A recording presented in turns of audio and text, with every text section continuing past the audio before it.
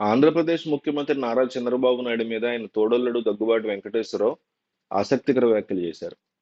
విశాఖలో జరిగిన తన పుస్తకం ప్రపంచ చరిత్ర ఆవిష్కరణ కార్యక్రమంలో దగ్గుబాటి గతంలో చంద్రబాబుతో ఉన్న గ్యాప్ ఇప్పుడు లేదంటూ వ్యాఖ్యానించారు. ఈ కార్యక్రమానికి కేంద్ర ఆర్థిక మంత్రి నిర్మలా సీతారామన్, మాజీ ఉపరాష్ట్రపతి Venkaiah Naidu, AP BJP chief Daggubati పురంధేశ్వరితో పాటు చంద్రబాబు కూడా హాజరయ్యారు. కేంద్ర ఆర్థిక మంత్రి నిర్మలా సీతారామన్ తన దగ్గర డబ్బులు లేకపోవడం వల్ల ఎన్నికల్లో పోటీ చేయట్లేదని చెప్పినటువంటి విషయాన్ని దగ్గుబాటి వెంకటేశ్వరరావు ఈ కార్యక్రమంలో గుర్తు చేసుకున్నారు.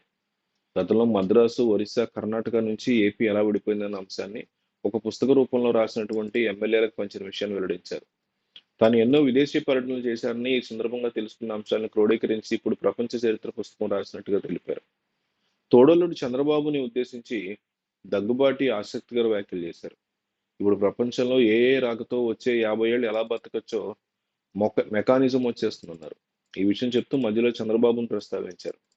చంద్రబాబు గారు 50 ఏళ్ళు బతకొచ్చట, మీరు మరో 50 ఏళ్ళు బతికితే మా అబ్బాయి లోకేష్ బాధపడతారంటూ సరదాగా వ్యాఖ్యానించారు.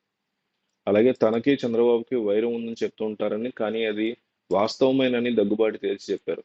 ఎప్పుడూ ఒకే రకంగా ఉండకూడదని, అవన్నీ మర్చిపోయి ముందుకెళ్తుండాలన్నారు. తనకు మాత్రం ఎలాంటి కోరికలు లేవని, తన కుటుంబం, స్నేహితులు 10 మందితో కలిసి ఉండాలని తన కోరిక అన్నారు. ఆ తర్వాత దగ్గుబాటి గురించి చంద్రబాబు కొన్ని ఆసక్తికర వ్యాఖ్యలు చేశారు. డాక్టర్గా ఉన్నప్పుడు దగ్గుబాటి ప్రాక్టీస్ చేయలేదని, కానీ వైద్య ఆరోగ్య శాఖ మంత్రిగా ఉండి ప్రాక్టీస్ చేశారన్నారు. డాక్టర్గా చేసి సినిమాలు మాత్రం తీశారన్నారు. జీవితంలో ఎలా ఉంటారనే దానికి ఇది ఉదాహరణ అన్నారు. ప్రజా జీవితంలో ఎన్నో పదవుల్లో దగ్గుబాటు పనిచేశారని గుర్తు చేశారు. తన కుటుంబంలో ఎన్ని కష్టాలు వచ్చినా చాలా రిలాక్స్డ్గా, జోవియల్గా ఉండే వ్యక్తి దగ్గుబాటు అన్నారు. ఇటీవల తాను ఆయన కలిసినప్పుడు హఠాత్తుగా రాజకీయాలు వదిలేసి ఎలా గడుపుతున్నారని ప్రశ్నిస్తే, బ్యాడ్మింటన్, పేకాట, మనవరాళ్లతో ఆడుకుంటున్నానని చాలా సంతోషంగా ఉన్నానన్నారు. వాట్ ఏ వండర్ఫుల్ లైఫ్ అన్నారు.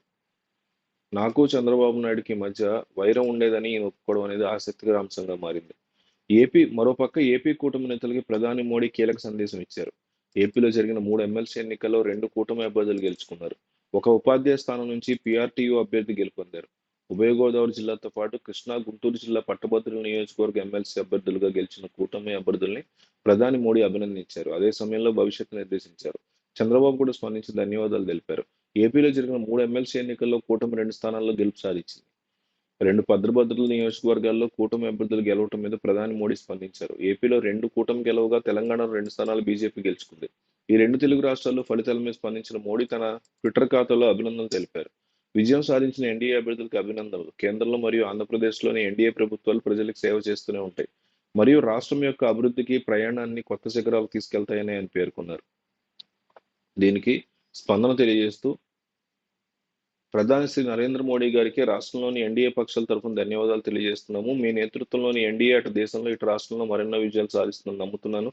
ఎన్డీఏ పాలనలో అన్ని వర్గాల ప్రజలు సంతోషంగా ఉన్నారని ఆశిస్తున్నాను అంటూ చంద్రబాబు రిప్లై ఇచ్చారు.